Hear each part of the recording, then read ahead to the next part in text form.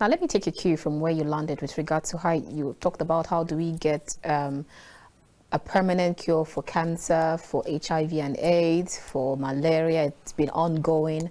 But then how come we never saw COVID-19 coming? As Africans or the world over? Globally. Okay, so I think that the COVID issue didn't take the world by surprise, actually. Was it we that it took by surprise then? Yeah. Oh. In our usual reactive manner. Okay. But again, so that I don't but with get all the bringing down global economy. Yeah, so so I was going to that so that I don't get quoted out of context.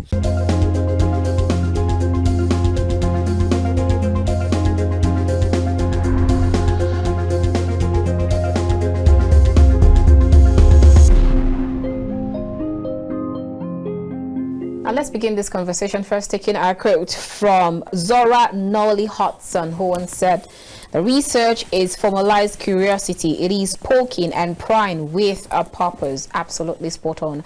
And my next quote will be from Maya Angelou, who once said that life is not measured by the number of breaths we take, but by the moments that take our breath away. Oops, I like that one. My last quote will be from Williams Beveridge, who once said that the research worker remains a student all his life. Let's see how that quote relates to what we'll be discussing today. Very warm greetings and welcome to D Conversation. We're reaching you from Kaftan's television studio here in the nation's capital, Abuja. I am Annabel Orji. Today we'll turn our attention to research matters. We'll be looking at how much especially research students, what they need to do, how they need to get right into work, because right from COVID-19 era, we realized that our research centers have been moribund. How far so far? Then we'll take a detour and talk about Abuja City. Do you like what you're seeing in Abuja today? Let's talk about that one. And my guest on the show today is Bassey Bassey, who is the Executive Director of HipCity Innovation Center. Great to have you on the show, Bassey. Thank you, Annabel. Great. It's a pleasure to be here. Likewise, pleasure to have you here. Okay, so now let's first of all start with research, the significance, the importance for research. Because if we look at all that happened during the COVID-19 era, you just realize that, so we did not have research centers all this while, that we now had to wait to go cap in hand to get drugs or vaccines from abroad. And then that's when we now realize that, so all these fancy buildings, you just see research, XYZ Research Center, or you go to universities and then you just see these buildings are funded by TED Fund or ETF and they're research centers, but they're just, I'm trying to find the right word, but I'm trying to manage my word. So how significant is research to every country, and what should we do in order to jumpstart that economy? All right. Thank you once again for having me on the program. So my name, like you rightly mentioned, is Bassey Bassey, and I work with HipCity Innovation Center. HipCity Innovation Center is a research, development, and advocacy organization on key thematic areas, but I'd like to always point out the issue around governance. Yeah, so we talk about research. So research basically rules the world, right? Okay. For every invention, every innovation that we find around, it's a product of research. So it means that you're prying, you're digging deep to understand why is this thing like this, or why are things happening, right? So if you don't pause and then begin to ask questions, begin to connect the dots, you really can't say what is going on, right? So that's the importance of research. If you talk about insecurity in Nigeria, right? So the question is, things don't just happen by chance. Right. It is gradual. And you begin to ask, at what point did we shift from the curve? At what point did people become radicalized? At what point did people become so aggressive to take arms against the state, right? So that's what research would do to you, or would do for you rather. It shows you a trend, Okay. Right? It shows you a trend of where you're coming from, and then make postulations to say this is likely to happen if certain things don't get corrected along the way. So research is a part of the human life. Even as individuals, we're all researchers. Maybe not academic, but every Right. human being is a researcher, because if you've lived in this human body for 10, 15 years and you have the cognitive ability to understand your body system, over the years you would have realized that, okay, when I feel a certain way, it means I'm going to get down with fever, or when I feel a certain way. So that moment where you pause and reflect on yourself. You're and, researching. You're researching. Ah, Why is my body changing? Right? What do I need to do to get back to this way? And then you begin to make amends. Some persons begin to say, okay, maybe I need to change my diet. Maybe I need to start exercising. Maybe I need to see the... But that moment where you have that reflection about, okay, there's something has changed about me. Right? And then you begin to ask questions. Begin to, okay, at what point did I observe this thing? And until the point where you make a decision to say, this is what I want to do. So that's research. You go to the hospital today, no doctor is going to administer any drug, right? He's going to ask you basic questions. That's loosely categorized as research. But in a more academic form, it takes a more structured phase, right? Where you begin to ask yourself, has anyone thought about what I'm thinking right now? Has anyone done any sort of work around this area? What were the findings? Okay. What method did they use? So you hear people looking, okay, this is a general problem. People talk about methodology. So methodology simply means, how do you want to go about this thing? What would you do? What are the step by step? Right. So that is where it now becomes really systematic if you're talking about academic research, because you need to show the process such that even when you're not there tomorrow, another person can pick the body of work that you have done, go through the same process that you went through, and arrive at the same solution, or arrive at the same point where you arrived at. Or because it is called research, so if you unbundle the two word re and search. So at every point where you're researching, it means that you're likely to find something new, because the world is ever changing and ever evolving. Okay. I have like a million questions to ask with regards to all that you've stated in the last few seconds.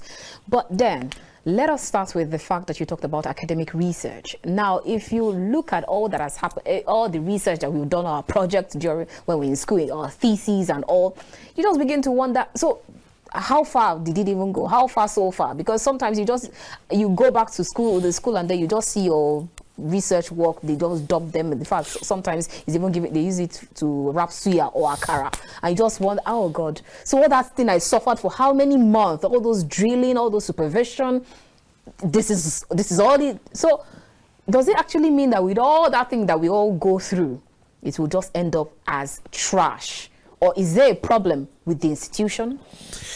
Yeah, so how we handle or manage data and our researches, especially within the confines of our academic institution, is something of concern, something to worry us about. And that also, if you look at how the Nigerian society is developing, you would see that disconnect, right, between what is relevant and what students in the institutions are researching on. So there's that arbitrariness. People just wake up and decide to research or just find anything. In more developed climes, every institution, say the manufacturing sector, right? The institutions are linked to the manufacturing sector, for those who are interested in manufacturing, such that for every research that a scholar undertakes, it's solving a problem, or it's expounding or giving new light to what is needed in the manufacturing industry, right? But in Nigeria, there's that. Let me not be very blanket with my statement to say there is no connection, but that connection is not at where, isn't where it should be. So we're just majoring on our minor things and minoring our major things. Right. So, so if you say like a Coca-Cola now, and we're really linking institutions to industries, Okay. right? So that research is actually making society better than it is, right?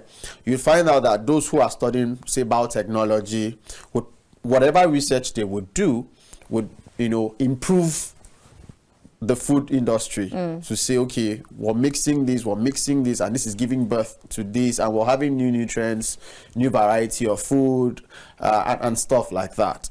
But there's that growing disconnect, and you would also find that there are very few academic institutions that are funded by the big industries. Okay. Right?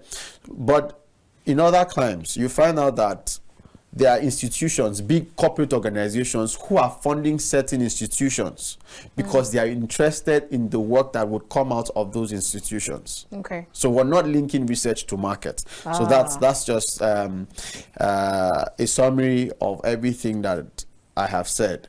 Linking research to market. The relevance of research means that there will be more funding, and you're not just doing it in fulfillment, or how do we say it, in partial fulfillment of the cost requirements, right? Okay. But you're actually doing it to solve problem.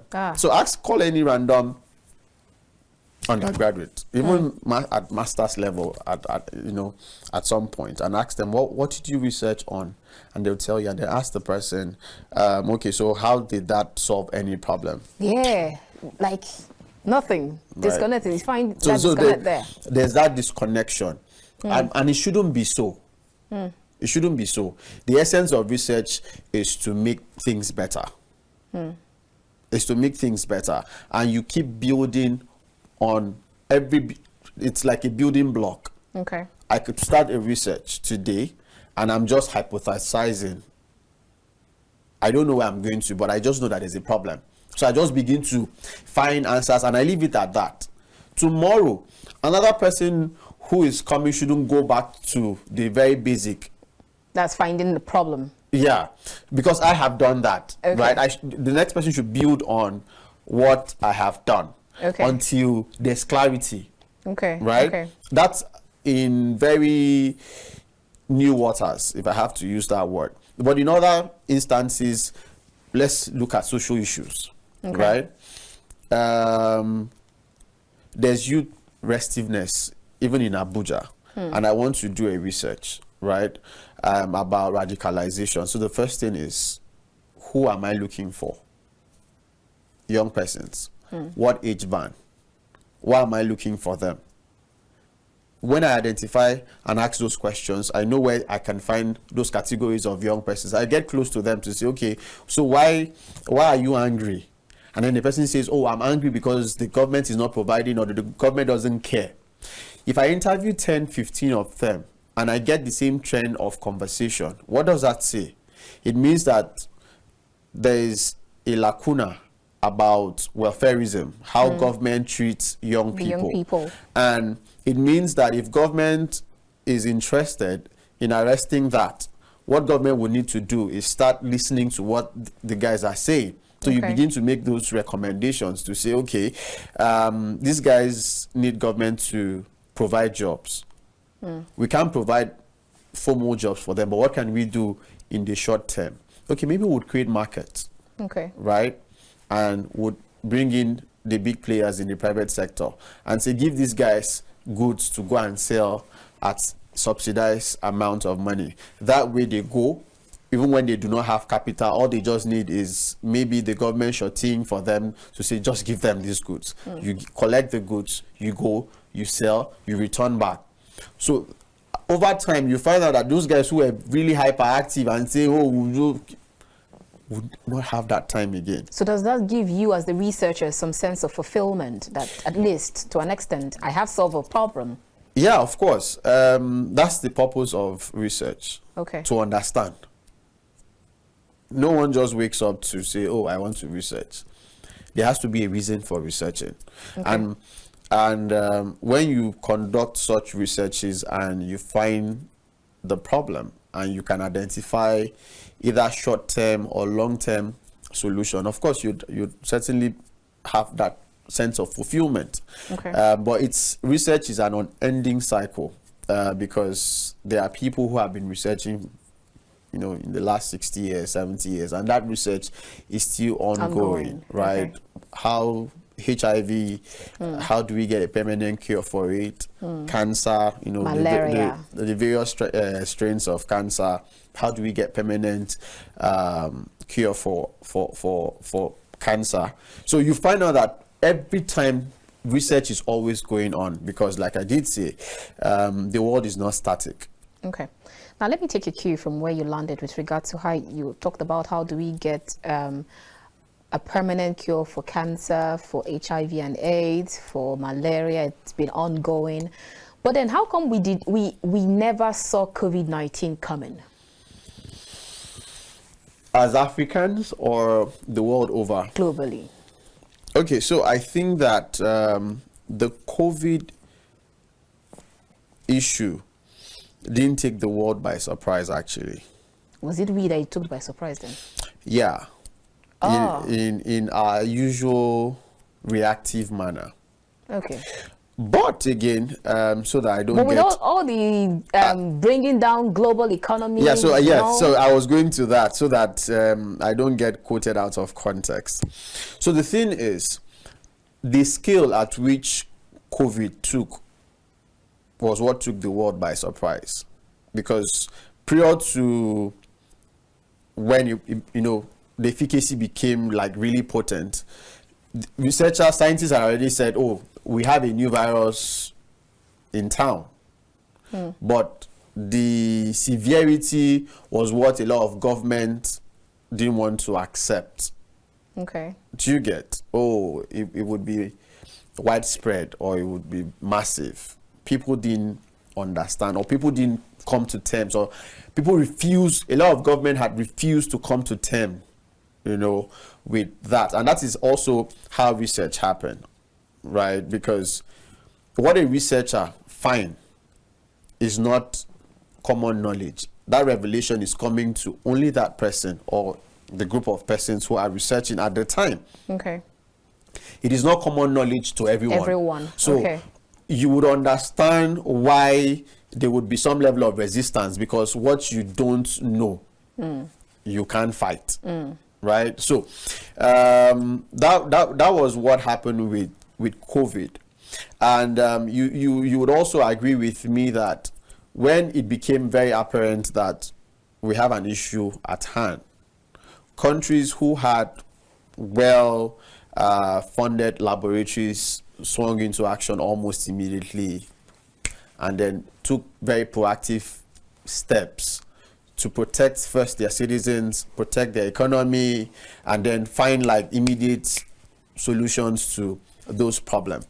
But what did we do as Nigeria? I think until we had our first major case, it was still business as usual. Despite the fact that we have zillions of researchers, is that our problem? How are we researching? Have you asked yourself that? What are we researching on?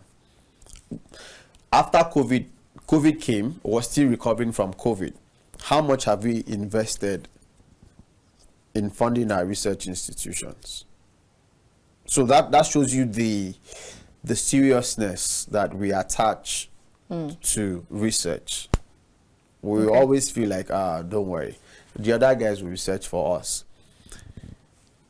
In our local institutions, a lot of times, even myself, during my undergraduate days, my own research, my own samples were sent abroad for analysis. Okay. Because we did not have any laboratories in Nigeria to analyze the sample. So you decided to go and take something that would give us problem. Let me use the lookup. So how did you manage to go and take a research that we now have to ship abroad then? Okay, so I'm a geologist by training. That was what I went to school to study. So, so if you understand geology, you know that we deal with rocks and everything under the ground.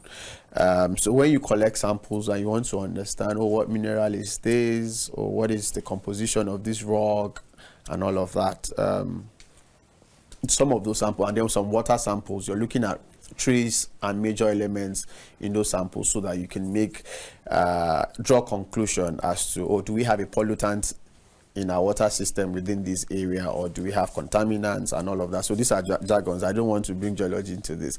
Yeah, so sometimes you don't have the laboratories, or even when you find the laboratories, they don't have there are various kind of equipments that you need to run, and they don't have XRF machines and the likes, and some of our research institutions don't have it. And we still have this challenge even up until now, 2024.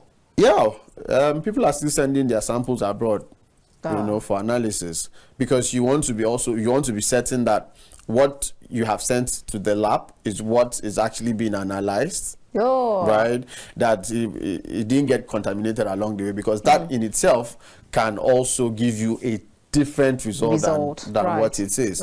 Another thing would be the timing.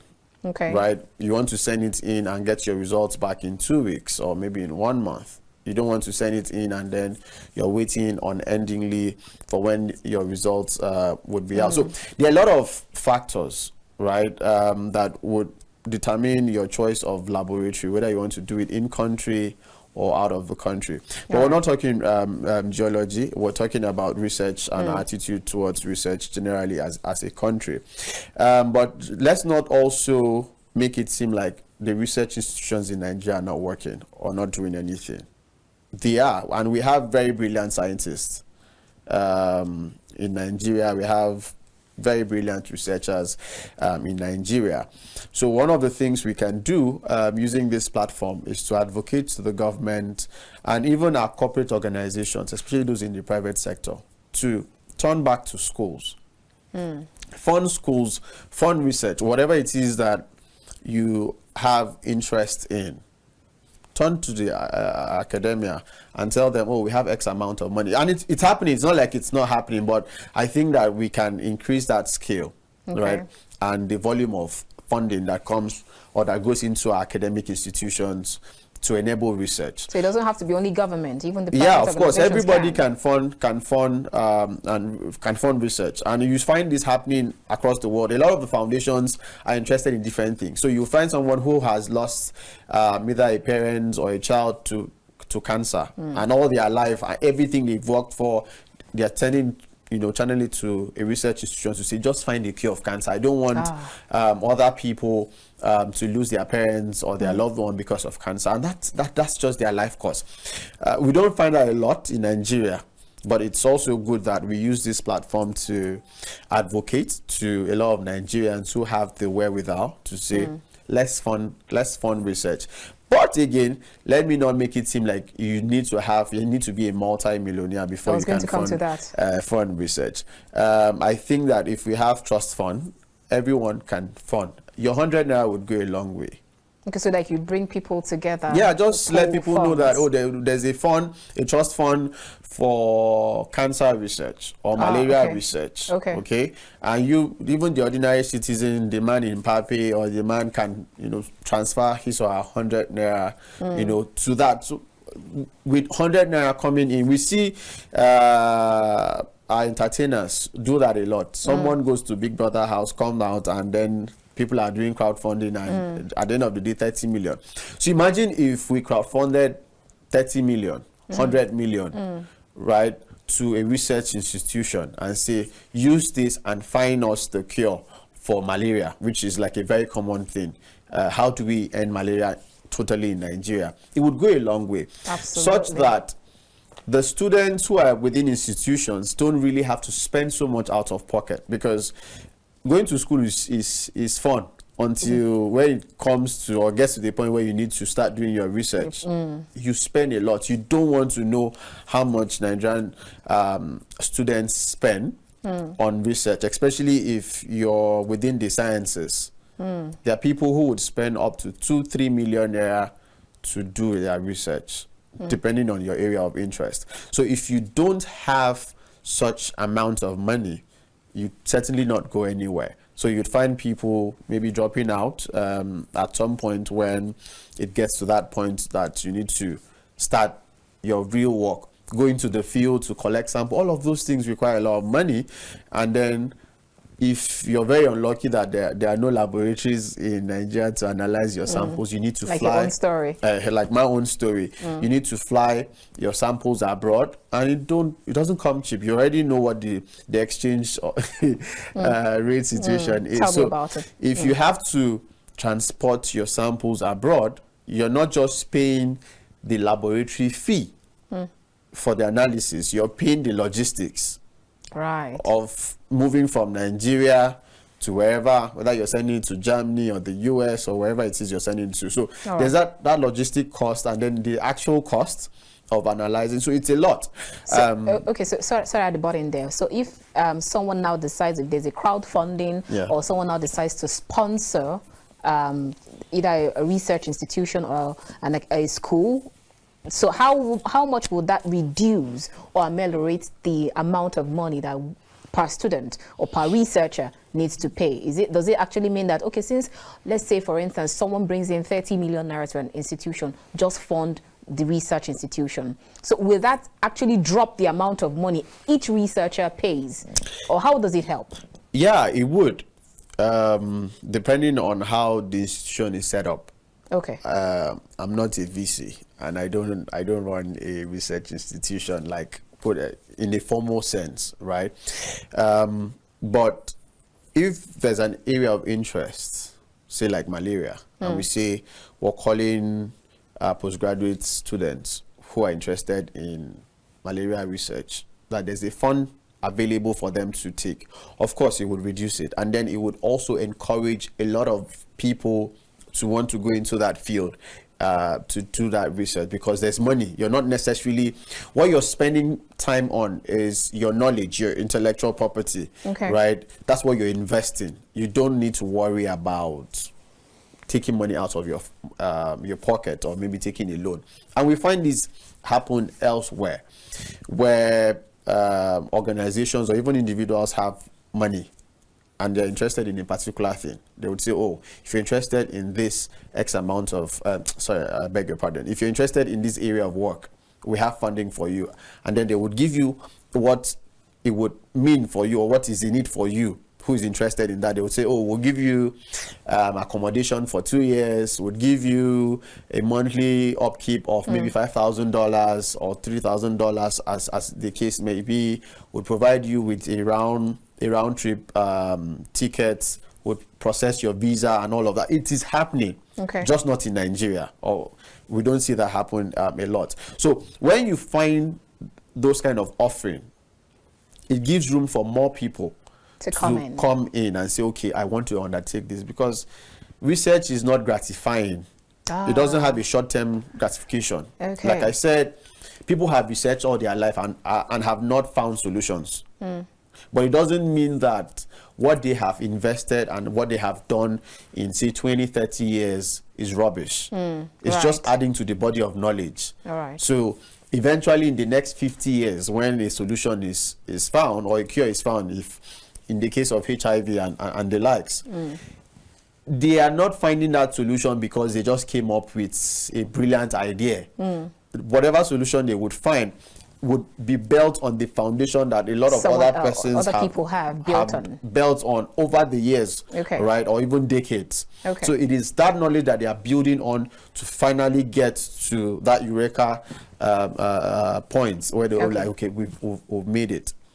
Okay, so now we're due for a break, but before we go on that break, because I heard you talk about data, now let's talk about the importance of data. It looks as though in this neck of the wood, we don't understand what data is. Just someone wants to feed children, out of school children, or someone wants to do something for out of school children, and then you're using the data of what you see or what you read from those who posted it either from UN or from WHO. And sometimes I just begin to wonder, we are supposed to be working with data, but then you just hear, okay, we are trying to feed 1,000 people. So what data are you using to do? So what exactly is the importance of data, not only for governance, but also across board? Data is everything. Everything. When I mean everything, data is everything. And we live in a world of data. Now we're even talking big data. Big data. Why is data important? As of today, we don't know the population of Nigeria, if we have to be sincere. So the population size that we claim are just estimates. Purely estimates. The last census that was done in Nigeria was when? 2006. So between 2006, how many years up to now? So we're just estimating, that based on growth rates and not this, Nigeria population would grow by 3.5% or by whatever percentage, and then you begin to extrapolate that over the years. So we don't even know how many we are in the real sense in Nigeria, because we have not done a proper census. We're to do a census just before the elections, right? And it was politicized, and we don't know how much was spent. No account. I'm sure by the next time we're calling for census, we'll be hearing new amounts of money being required. So how well or what is the role of data? Data shows you trends. It's just like research as well. Data gives you information, gives you insight as to where you are, what will happen, and all of that. So I would give you let's use the numbers with population. Okay. So if you have data that says we have 20 million out of school children, that's data, right? So the first thing would be that you have a database of tracking children who are not in school. So do we have that system that tracks children who are not in school? Maybe not. Then you move away. Where are these children? Because to the best of my knowledge, not every birth in Nigeria is registered. Right. And absolutely, not everyone goes to the hospital to deliver. Give birth. So where is that information coming from? If we don't have a database of saying, okay, this is, if I go on, say, National Population Commission's website now, I should be able to see, for the year 2020, these were the number of births, these were the number of deaths. Okay, these were number of children who went into school. These are the number at the end of the year who did not complete. So if you don't have, so now what would that data do for you? It helps you plan. That is what data does. So if we say we have a population of 200 million people or 203, because like I said, we don't have an actual number. Exactly. So, but let's stick with 200 million people. And then there are projections that by the year 2050, by the year 2050 would be double that amount. A sensitive government will begin to ask, okay, so in the next 30 years, what do we do with this population? And where are the key areas where we need to start investing? Okay. Is it education? Is it infrastructure? Is it housing? Okay. Right? But we don't do that. Today, we're talking about a country with 20 million out of school children, but what is the debate within the education sector? That a child cannot get into the university until they become 18 years. Over 18. When we already have professors outside of Nigeria at the age of 16 and 18. 23 or even Do you worse. understand? And then here we are saying that we have 20 million out of school children, and you're saying that a child has to wait till they are 18 to get into the university. How are we thinking? So you see that we're not even applying our data. We say we have 20 million housing deficit, and every other day, what do? We demolish communities. That is what we're saying, right? We say there's a hunger crisis in Nigeria. Prices of food are, going up. So what are we doing? We're sharing rice. Where is the rice coming from? The ones that the custom seized. Their information, data is clear that part of the reasons why we're not having food sufficiency is because people are not farming. And why are people not farming? Because there's insecurity. So farmers are not going to the farm. So if you solve insecurity and people go back to their communities and villages, then they'll be able to farm. That's on one hand. And then the other hand is the data about climate change. The climate is changing, right? So we're having fluctuations with our weather patterns and weather conditions. How are we investing to help farmers adapt or even mitigate some of the risks that would come from those climatic fluctuations? Okay. So data is big. Data is life, according to one of the telcos. Yeah, data is life.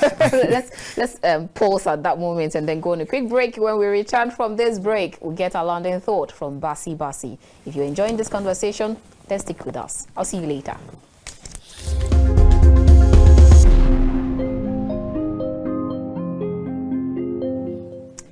Welcome back. If you just joined us, this is The Conversation, reaching you from Kaftan's television studio here in the nation's capital, Abuja. If you just joined us, you've actually missed out on the first 34 minutes of real information and education. But then you can still join us as we get our landing thought from Bassey Bassey, who is the Executive Director of HipCity Innovation Center. All right, before we went on that break, we've actually talked about quite a number of things, and then the last word you made was data is life, which I absolutely agree with.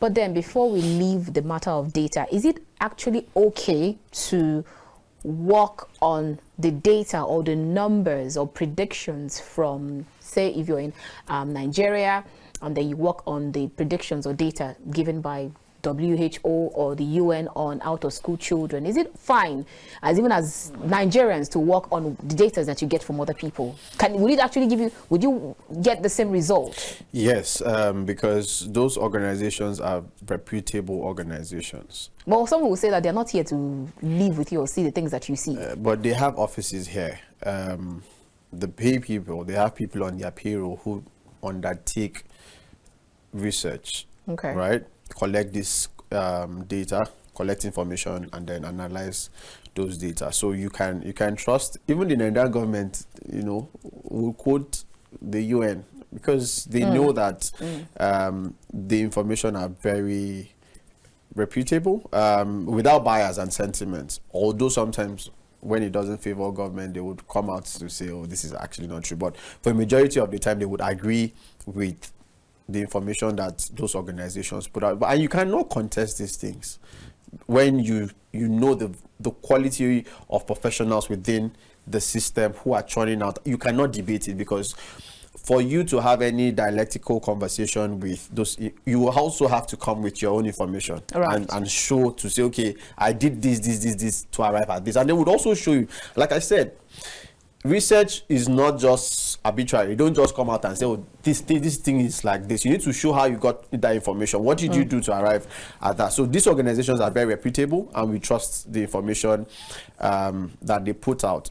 When you don't agree, you go to the field, collect your own data, analyze it, and then present your result. And people would see if they made, of course, no one is quote and unquote insulated from maybe once in a while having some deviations and stuff like that. But even in research, there's what we call the margin of error, okay, right? Where you know that you can allow someone between this to this point, this you can situate your results or your solutions, whatever it is, within that, and no one would argue with you. We would rather make excuses to say this is the margin of error, okay, right? Okay. But when you go overboard, then it's your data is faulty. Okay. So UN, WHO, these are world organizations, like global organizations rather, okay, where Nigerian is a signatory to, and we contribute to some of the organizations like the UN. You know, it's not just one country.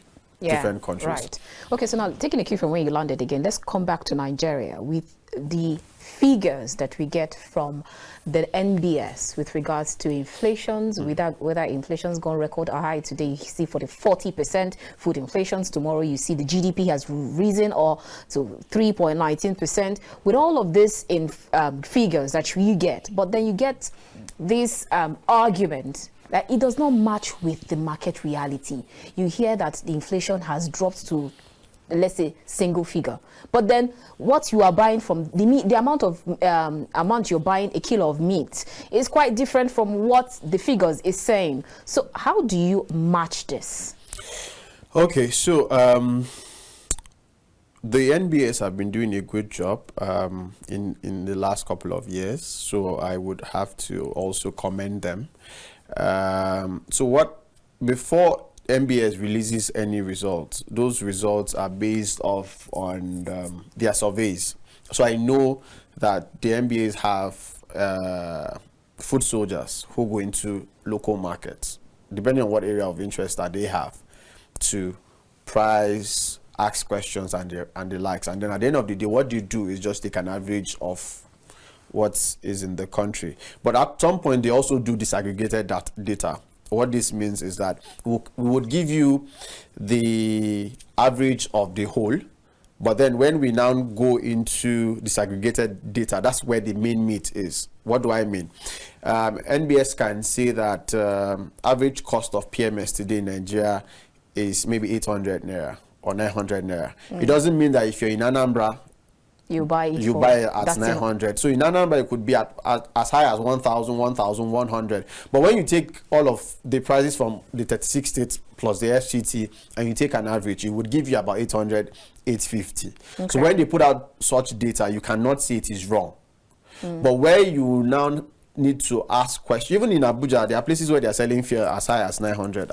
Right? So, and then there are places where they are selling 500. In Lagos, I think a couple of months that I was there, there in some places 500, 550, 560. But in Abuja, 700 is like our own benchmark. So when you look at those variations and you understand how to interpret the data that they churn out, it would make more sense to you, right? But if you need real information, the real information about maybe like FCT is in the disaggregated data, because that is speaking to maybe FCT people, FCT, or speaking to a particular issue, right? Not as a whole now.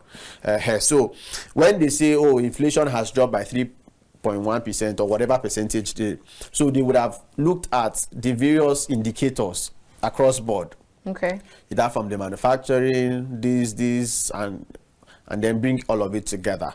So it is those information now that they would use to say, oh, inflation has dropped by 0.2% and maybe food prices has dropped from 0. Whatever it is. So that's how you read and understand data. Okay, so what, like I asked, if I have to match it with the market price, does it actually, is there simple or no? So there's always a range. It would be within a range. If you got my explanation about sampling from different points and then taking an average, it would make sense to you. So if they say the average cup of rice is 2,500, it doesn't mean that when you go to your market, you'd buy it at 2,500. But what they are saying is, if you take the whole of the cost of a cup of maybe rice across several markets in, be it in Wuse or Metama or Dogwalada in Nigeria, right? This is the average it would cost. So that is how you interpret the data. Not necessarily that it would impact on you who goes to maybe the market close to your house or the shop close to your house to buy. Yes. I think that makes a lot of sense, because we've heard a lot of economic think tank always come to argue that what is NBS saying? Why are you people saying one thing and then we are saying another thing?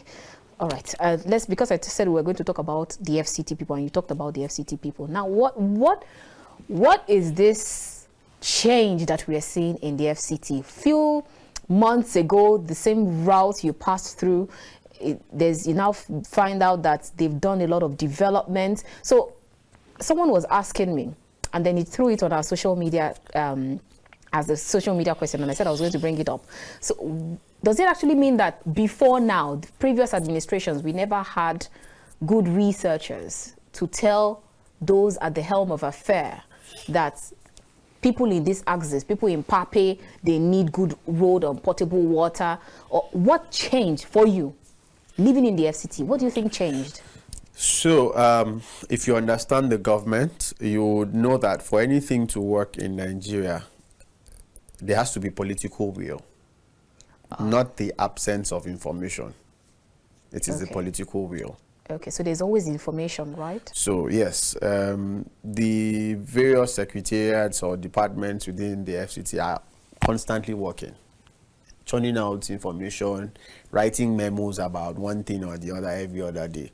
But everything ends at the table of the man at the top, if I have to use that word, right? The guy at the top. So the guy at the top makes the final decision, looking at the prevailing situation or maybe the available fund. But above all things, like I said, it is the political will.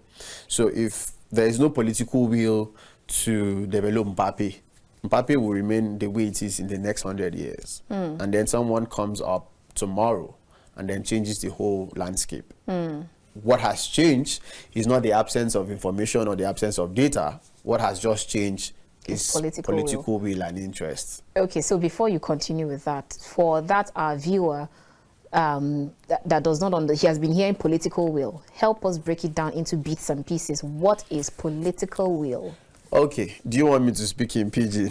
Anyway, as long as they understand it. Okay, so political will simply means the people who have power also have interests. So you have power and you have interests. Okay. That is what it means. So if the man at the top who has power and does not have interest, it will not work. It won't fly. Right? So that willingness to commit is the political will. Okay. That agreement to commit. We would do, or we would rehabilitate this primary healthcare center is a statement of promise. Yes. But you going back to now say, okay, let us get contractors to begin work. That's the will. To follow through on your commitment. Okay. Yeah, so that I hope I was simple enough to explain what political will, but that is what it is. Anything you have seen work in Nigeria is the political will to make it happen. That's the only thing. All right. You talk about laws changing. There are certain bills that get to the National Assembly and they are passed in less than 2 days. That's the political will, because they have the power, and then there's the interest to make that thing happen. But if they don't have it, we've seen bills that have lingered for maybe 5, 6, and some of them thrown out of the window. Yeah, because every 4 years, if your bill does not get passed, you start the process all over at the National Assembly. Okay, so let me play the devil's advocate. Does it actually mean that turning old national anthem to the new one and then getting 45% affirmation for women, political will has to do with this, right? Yes, political will. Majority of the men who are at the National Assembly do not consider 45% affirmation for women as something that would change anything. So they have political will to just change the national anthem immediately. There's power and there's interest. Absolutely. I like the way you put it. All right, even as we begin to round off, I would like to get your last thoughts or your landing thoughts with regards to research, funding research, especially to that, not only the private businessman who is watching us, but also, like you stated, anyone can crowdfund to in terms of research. So again, why is it important for them to put their either their funds, or at least, since when it comes to election, we're always talking about, okay, we are always very interested in election matters, putting our mouth where our thumb is. But this time when we are talking about research, things that happens to affect us, why should we definitely take it seriously? Okay, so 2 things quickly. One is that the academia are not establishing or stamping their foot on the ground as they should and as it is anywhere else in the world, where the academia are very influential. In Nigeria, the academia are not influential. In fact, they are, let me not use the word that is coming to my head, but they are not influential. In other places, they are the researchers, the institutions first, not like the Institute of Virology that is just for cancer, but I mean institutions, academic institutions, universities, polytechnics, and the likes. So they are the ones who shape thinking. Okay. Right? But in Nigeria, we don't find them doing that. So the first thing for me, my advice would be that the academia should regain its pride of place and take charge, let people know, okay, this is the problem facing us, and as the academia, we want to take this up, right? And we need X amount of money. Show integrity, put up a very transparent system of how you intend to utilize it. And then go out and look for money. You don't sit in your office and think that anyone would bring money to you. It doesn't work anywhere, right? Host fairs, host seminars, bring people into the room, show them how it would affect them, show them the statistics, how many people have died from whatever. But it doesn't always have to even be about death. Or health. Or health. It could be, how do we solve our unemployment problem, right? And someone could say, oh, let us, like the Japanese did at one point of their life, let us push our innovation towards vocation and improve local skill sets, right? How do we do that? We would need X amount of money to establish X amount of technical schools in X places, and show process, show that system of how you're going to start from ground zero to ground 100, and what people should expect in your first 5 years or your next first 10 years, 20 years, and the likes. People are funding it. If they do that, then people will see that eagerness and that seriousness that, okay, if I want to contribute to the growth of society, I can actually, my 1 naira can actually go a long way to solving a problem, right? If they don't do that, it will not work. See our entertainers. If our entertainers want to host shows, they will visit all the big shots, all the politicians in either at home or in their chambers, meet all the private businessmen, seek their blessings, seek their support. What do you think they are doing? They're mobilizing funds to do that. And it's just for maybe a 1 hour show. Exactly. But they would mobilize for fun, and at the end of the day, maybe they'll get like 30 million, 40 million just for a 1 hour, a 2 hour show.